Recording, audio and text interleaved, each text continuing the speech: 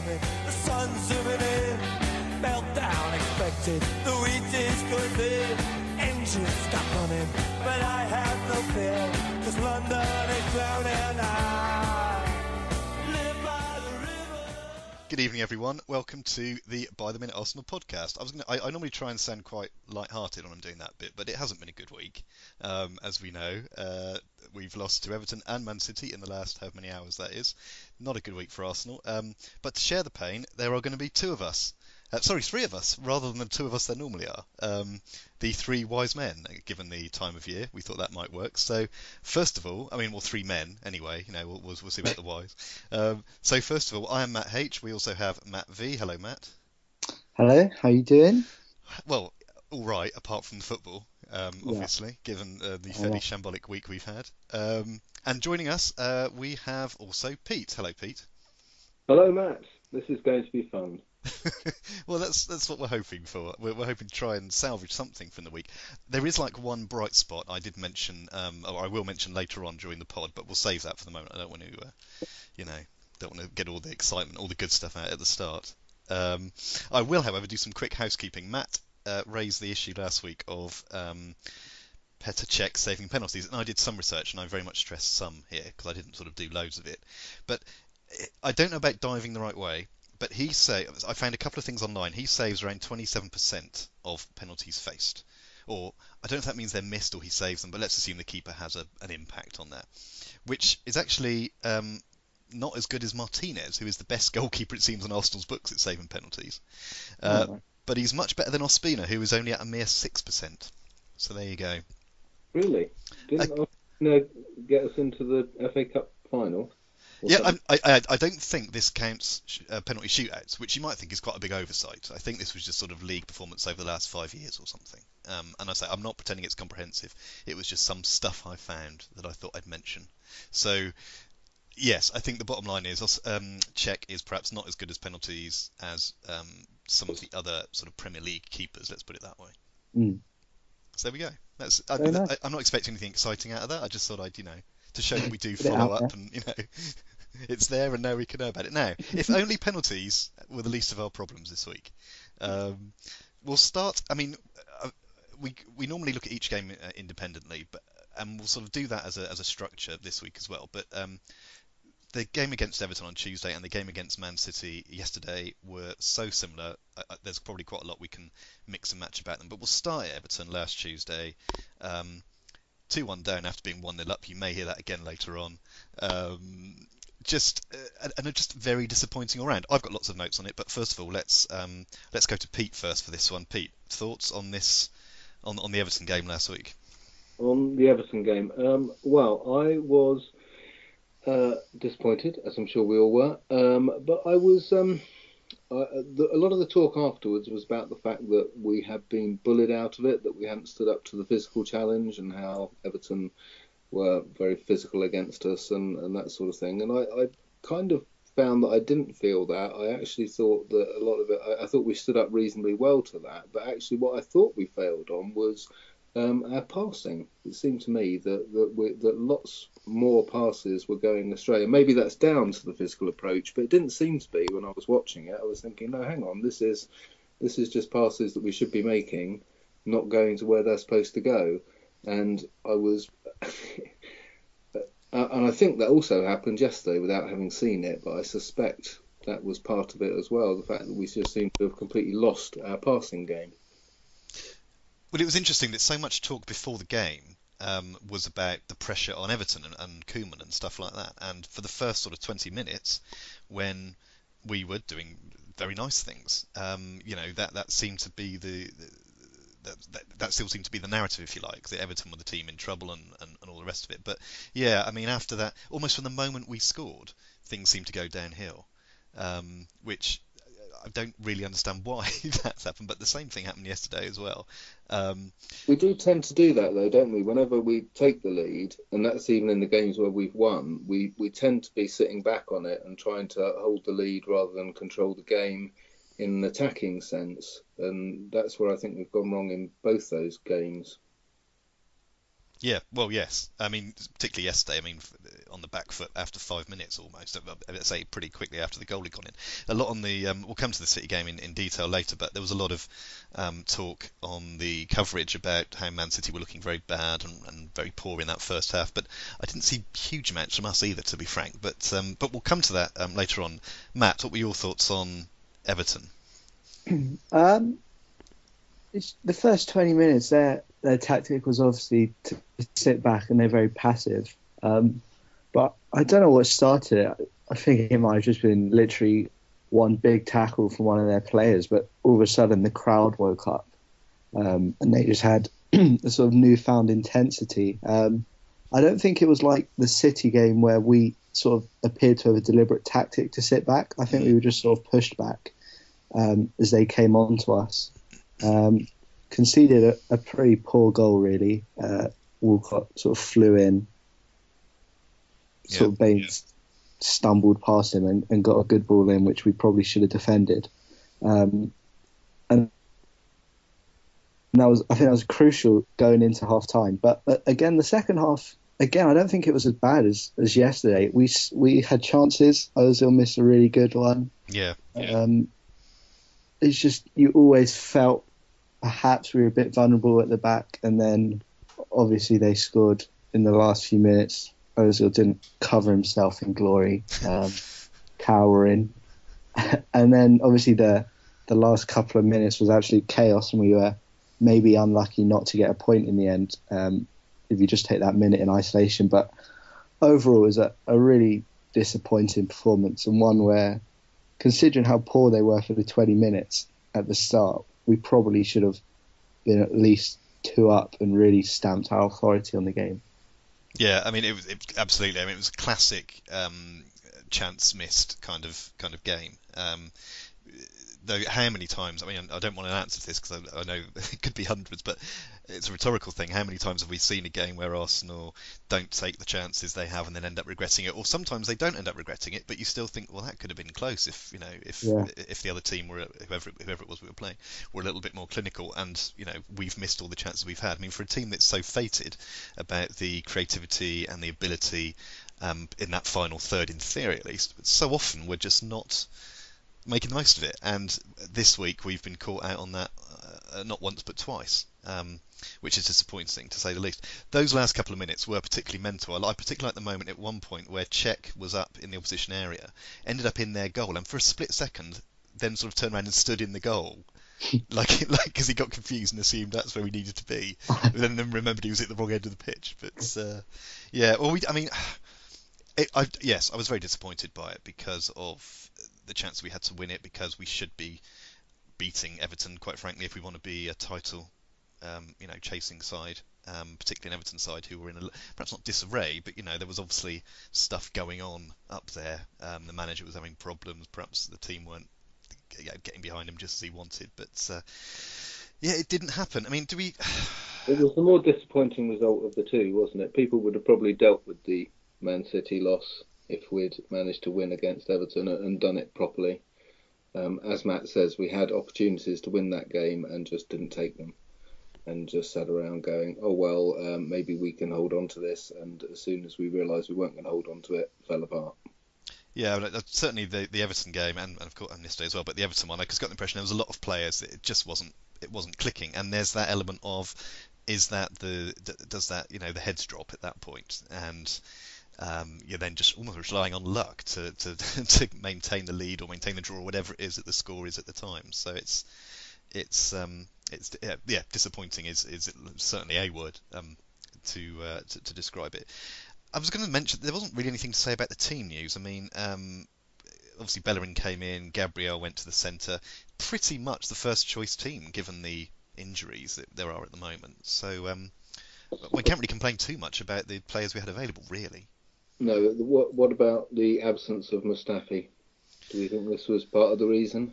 Well, we've had, is it now 12 games, considering yesterday as well, where we haven't kept a clean sheet. So that's certainly something worth considering, but it's worth noting that things haven't perhaps been completely perfect in that sense while he's been there as well. So maybe there's something sloppy, if you like, about the defence that isn't quite working, whoever it is. But that's certainly something worth considering.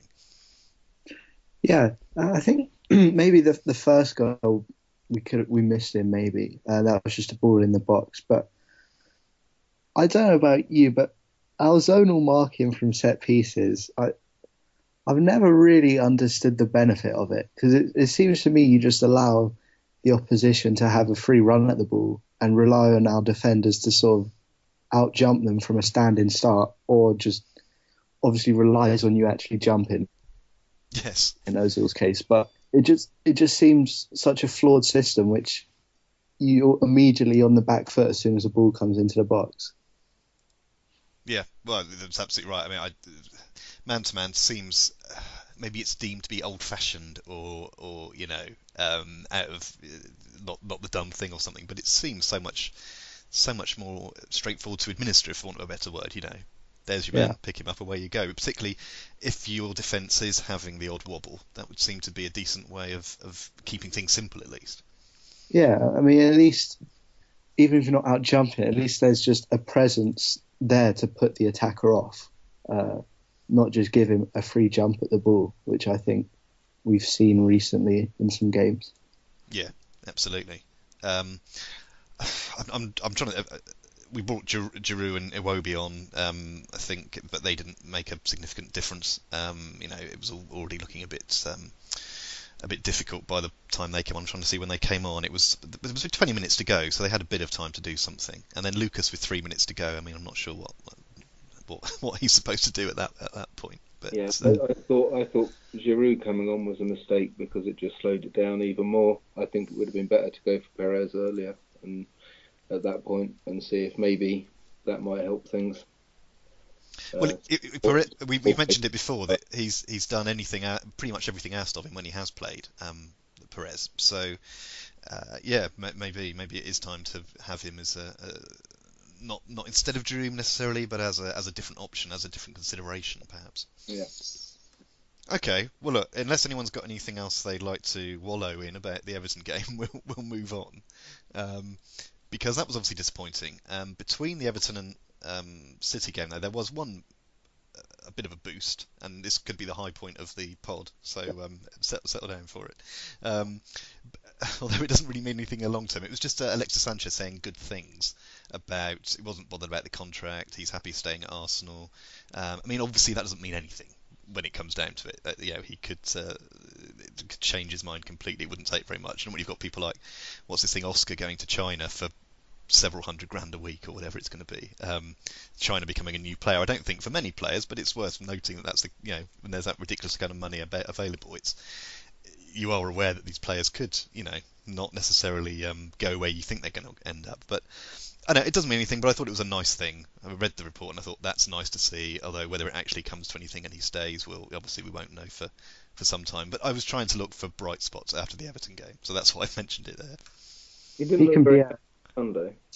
He can be doubling his demands after yesterday, I think. Well, there we go. We've looking around at what was following it. I mean, we'll come on to the tactics, but when he persists with like the one-man press, as he urges everyone to follow, and it's just met with basically just the defence passing it round him as he continues to charge, I imagine that grows weary after a while. Yeah, I can imagine. Yes, that sort of waving of the arms and saying, "Come on, everyone, let's go," and everyone else essentially, it's like it's like the kid who's good at sport in the playground, and no one else can ever be quite at his level, but he just wants Pretty to much. keep going. Yeah. Sorry, Pete, were you going to say something about the Sanchez thing? No, I agree, and just saying he didn't look that happy on Sunday. So maybe he changed his mind between when he said that and after that game. Well, he would have some good evidence, and let's go on to that now then. So obviously, last Sunday for a period we were top of the league. This Sunday before the City game, we were 9 points behind Chelsea because of the way fixtures and whatnot worked. And indeed, we are still 9 points behind Chelsea because it was another 2-1 defeat in the Northwest. Well, we've mentioned some of this anyway. Another pretty depressing afternoon, particularly one that started so well. Matt, do you want to start us off with this one? This one, for me, seems a lot more tactically flawed. City, obviously, significant absentees, but more importantly, their defence in recent weeks has looked very vulnerable. And first 4 minutes, the first time we ran at them, we cut straight through them and we scored. And I felt that should have been our incentive to keep up with that, to push on, to really go for their defence and see what we could do. But instead, this appeared to be one of the few games ever where Wenger's decided we're going to sit back no matter what. And as we mentioned with our lack of clean sheets, we're not good enough to do that, I don't think, to sit there for 86 minutes and just keep them out. Just sit so far deep, happy to give them all the possession. And I don't know what... I sort of joked about the press a minute ago, but either the instruction is to press and Sanchez is the only one physically capable of it, or he's unable of following any instructions. But, or there is no instructions and it's just a free-for-all. But it just... To sit that deep and, Ozil walking around, the second half, there was just a complete lack of effort, really. I think we can accept when players, have off days, they don't finish their chances, not creating as much. But when you just see them not putting in a lack of effort, I think that's what probably frustrates fans the most. Well, you mentioned Ozil, and he's obviously been a bit of a lightning rod, as it were, for some of the criticism yesterday for the ambling around the place. Gary Neville picked up on it, and of course, then once that's happened, it becomes a story in itself. Yeah. I mean, Neville has spoken. Yes, and we know that hasn't gone well for him so far necessarily, or recently. But it's just the kind of thing that comes up. I mean, I'm looking at some stats for the Everton game. So I picked another game that wasn't particularly great.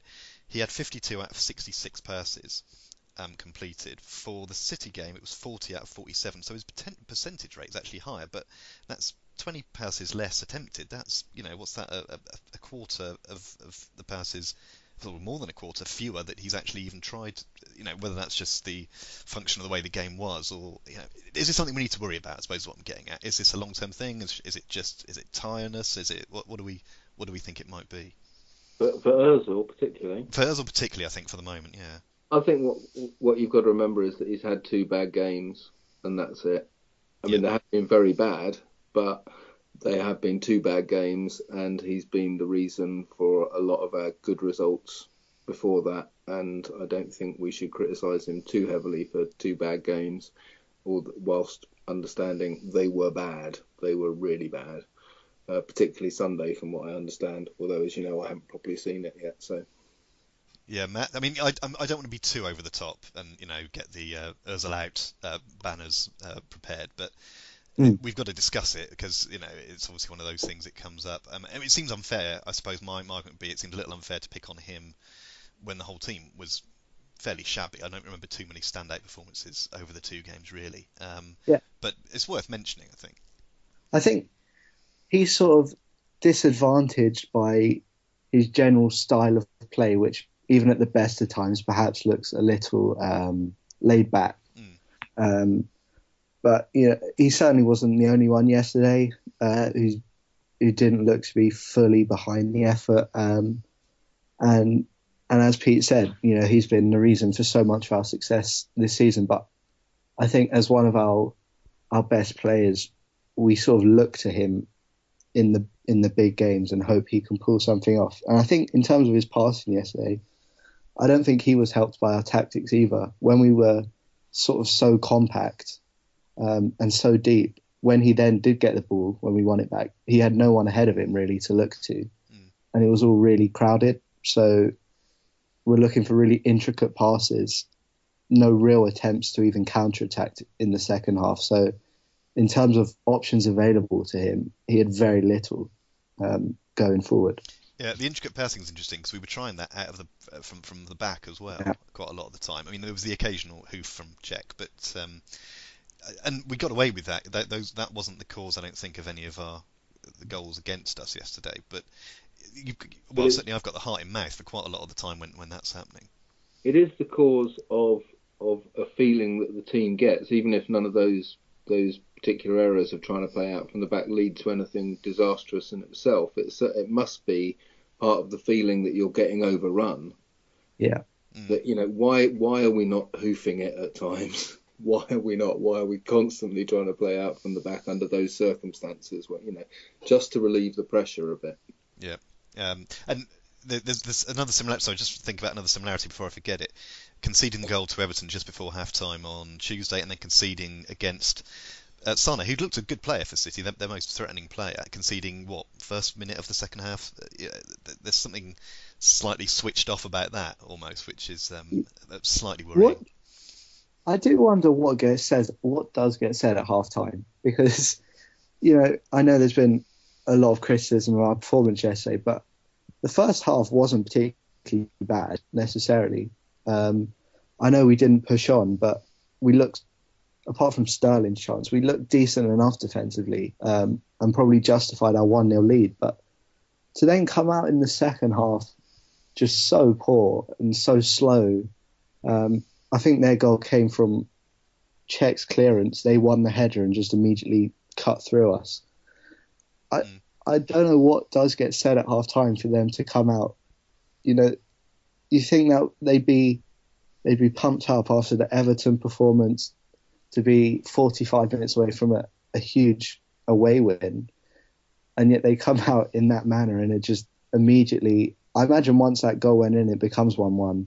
They start having flashbacks, not just of the Everton game, but past seasons, really. Well, once it was 1-1, I thought we probably had it, because I couldn't see anything about us scoring. I agree. I thought whilst the first half, I don't think we were particularly inventive ourselves, and City were fairly witless in their attack. I thought we looked fairly solid at the back. It's the odd heart in mouth moment, but generally speaking, there seemed to be enough people in roughly the right places. And I wasn't too disheartened at that point. But the moment City scored so early in the second half, and you think, we've got 45 or how many it was, 43 minutes now to try and get some. I can't see us getting anything, and B, I can't see us not conceding another one, and that was disappointingly true as it turned out. Yeah, Czech maybe didn't have his best game. I thought his kicking was suspect at times, and then maybe could have done better for Sterling's goal, but it's not really a performance where you look at individual performance. I think just collectively they were really below par. Yeah, it's good. I'm going to come on to that in a second. Actually, that's sort of if there's anything more we need to worry about here. But I'm trying to find one bright spot. Theo did take his goal very well. It was, it's nice to see him. Obviously, it's the coffee maker. It's obviously encouraging even more. But he took that very well. I think it's worth noting. He did. He failed with 2 other attempts, though, didn't he? Completely. Well, now you yes, but now my little bright spot. Now you've trumped it. Shut down. Yeah, but fair enough. That's what we're here for. A couple of other just random points to make. Xhaka and Coquelin were starting in the centre midfield again. Are we assuming that's now they preferred choice? I think we've discussed this before, but I think there's a pattern developing now. I assume so. I mean, they're starting to look a bit tired, and El Neni's going to the African Cup of Nations soon, so he'll be out for most of January, I think. So by default, then that's we better hope that works. Well, it seems to be doing okay. I don't think they were in particularly at fault for anything yesterday. And the other thing was, the other worry I had was Sanchez hobbling around quite a lot at the end of the first half, but he came out for the second half. So fingers crossed. Touch wood, touch everything else. Hopefully he's going to be all right for the foreseeable future, at least. Hopefully there's not something that's going to appear between now and the Boxing Day game. Yeah, someone just tightened up a couple of bolts, didn't they? Well, hopefully that's the case. So moving on from the game specifically, then, there were very similar games, very similar performances, but in terms, and obviously the outcomes are very similar. It brings back thoughts of sort of previous weaknesses. There's already been stuff in the papers today about, are Arsenal going to blow it again, which sort of suggests we're in the position to blow it, which I'm not necessarily sure we have been yet. But so how, again, without meaning to overreact, it's the kind of thing we need to discuss. Let's start with Matt first. Do we need to worry too much about this? Is it panic stations, or where are we on the sort of 0 to 10 kind of scale? I may be being pessimistic, but I'd say yes. just because, I mean, I know we have some nice fixtures coming up now, but even if we won all 6 of them, all I think that does is get us in a position to then blow it when we go to Stamford Bridge in the next game after that. It's hard to be optimistic about us having a serious title challenge when you know when we have big away games, we're capable of not just losing, but of just not turning up at all, really. And sometimes when we lose those, we can lose big as well, can't we? Let's be honest. Exactly. Once our sort of run of winning ends, it does take us a few games to get back to that. And I think until we do have a big away win at a big side, I think those psychological problems and just tactical problems, really, I don't see how that's going to change. No, I like that. That's I take your point about the pessimism. We haven't won an away game at one of the big teams, if you like, since about 2 years now. At City, I think it was. And yeah, I mean that's worrying, particularly when we have gone and been absolutely turned over on some of these places occasionally. So yeah, I agree. The run coming up may look slightly benign, but yeah, even if we get a bit of confidence back with some home wins over the Christmas period, we'll have to see. Pete, what do you think the atmosphere is going to be like come Boxing Day or New Year's Day with the upcoming games? Are the natives going to be restless, do you think? Given that up until now things have actually been pretty good. Yeah, toxic as ever, I imagine. After 2 defeats in a row, it's going to be pretty bad again. And but I think people might be cheered should we get back on the horse straight away. I'm a little bit more optimistic than Matt in that I think that should we, I think to have any serious title challenge, we've got to win the next 6. And I think that's clear. But I think there is a chance that we could get back on a run like that. Okay, that's probably overstating things a bit, but I think there is a chance that we could do that. And if so, you could imagine possibly us mounting a bit more of a challenge. But I don't, it has to be that, and it has to be now. Otherwise, it has gone already. And because Chelsea are just looking too good, and they don't look like they're going to hit a really bad patch anytime soon. Anyway. Yeah, they are looking good. Those 6 fixtures, just in case people want to know them, we're at home to West Brom, at home to Palace, away to Bournemouth, and there's cup games in there, but I'll ignore those for the moment. Away at Swansea, home to Burnley, and home to Watford before the away Chelsea game on the 4th of February. So we need a reverse November in January, if that makes sense. So that's 3 home games. They're all winnable. They are all winnable. Yeah, which should all be winnable. But we need to do it. That's what I mean. Chelsea have got where they are by having a 10-game winning streak, and we need to match that. And we need to start doing it now, and then go into that Stamford Bridge game a little bit more confident than we are at the moment. Yep. 4 of those games are at home. So really, well, that's our challenge then, if you like, for the next month or so. So we'll see how that goes. So let's do a quick preview then of the first one of those, which is West Brom on Boxing Day. Tony Pulis on Boxing Day. There's something for everyone. Well, following on from what you've said, Matt, we've got to get back on the horse and win this, haven't we? We do. A must win, and won't be easy. We saw Chelsea find it difficult at home to West Brom recently. West Brom in decent form, having a pretty good season.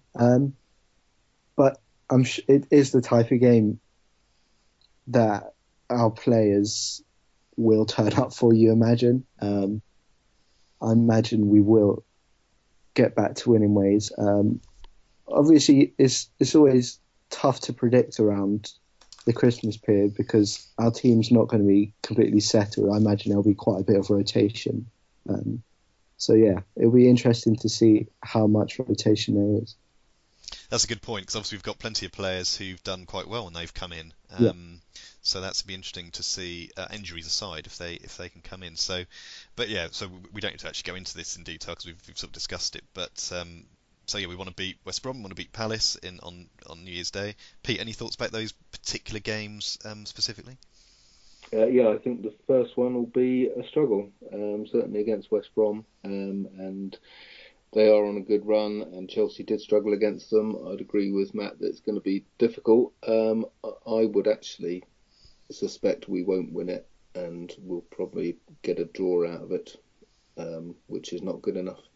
You were the optimistic one seconds ago. Well, I'm optimistic that we could do that if we win all those 6 games. But at the first game, I think it always takes us a while to get back into anything after we've had defeats, and particularly 2 defeats in a row. And I just don't think we're going to be up well enough for that West Brom game. And they're too good, and it's Tony Pulis. There is one thing about it I've just spotted that might be good. It's a 3 o'clock kickoff, not some stupid 12:30 thing or something. And I think that can only be better for us. This is good. So get everyone who's going, a few drinks in the pub beforehand, get the atmosphere up. It might help. Can't do any harm. Yeah, that's true. I mean, just an improvement on intensity. Hopefully, we can all join in with Sanchez's arm waving, especially on the wings, to make him happier. And I think the whole team would benefit from a morale boosting win.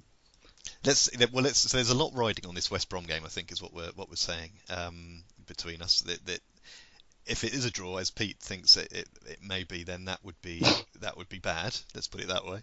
But any win, and it's back on the horse, to continue using that analogy. It's a small step in the right direction, which hopefully we could then follow up with the following games. All right then. Well, unless anyone else has anything particularly pertinent to add, we'll wrap it up there. Next Monday, we normally do these on a Monday. Next Monday is obviously Boxing Day, so we may not be doing it then, but we'll see if we can squeeze one more in between now and the new year. So we'll see you then. But until then, festive greetings to everyone, including obviously my fellow podders. So thank you very much, Pete, and happy Christmas. And happy Christmas to you both. Thank you, and Matt, same to you. Thank you very much. If Pete's right and we do draw to West Brom, you can expect not to be hearing from me on this podcast. I will not be turning up. Oh dear. Well, in that case, yet another reason to hope for a win for Arsenal on Boxing Day. In some people's opinion, perhaps. Yes. Well, we won't take a vote. We'll just assume that the majority are on your side.